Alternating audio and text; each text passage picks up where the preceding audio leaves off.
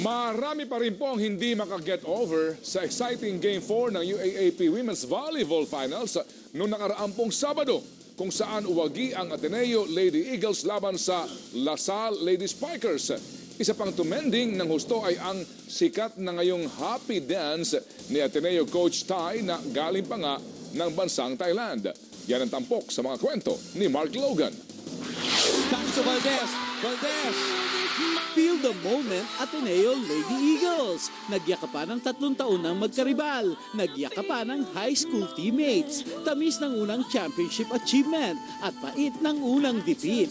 Pero bagong iba pang winning moments, admit it guys, kung walang malupit na lasal, wala tayong sayang Mala Festival. Pusong palaban?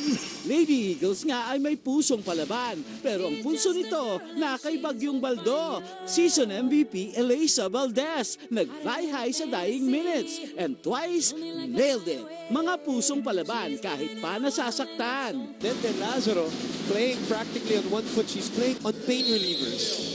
Pero ang tibok ng mga pusong palaban, inimport pa sa Thailand. Siya si Ano Zorn Tai Bundit o Coach Tai. Kaya naman pala ang Lady Eagles, smiling faces and giggles. At meron pang, Elisa Valdez mo ako. And True Blue, Heartstrong Ateneo. Tigas nga ng dibdib, parang bato, nakasmile pa rin si Baldo. Buwis buhay ang mga ito. Ateneo na ay humataw, nang si Coach ay bumitaw.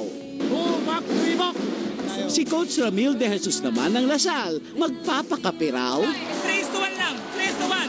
Pero ang kinagiliwan talaga ng mga Pinoy kay Coach Tai ay itong sayaw na tila kitikite, also known as kitikitay.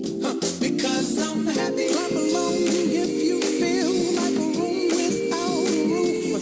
Ayan na, viral ka na, Coach Tai. Dati, Dota o ako. Ngayon, Dota o a-coach. At pati ba naman kayo, Lola? Chacha po yan pang throwback la. Mark Logan.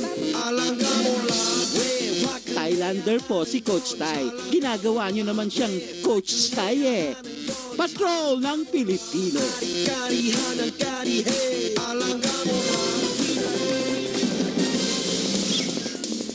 Sige kuya, bago mag Jezebel. Hindi yung ano, yung Natakot ako.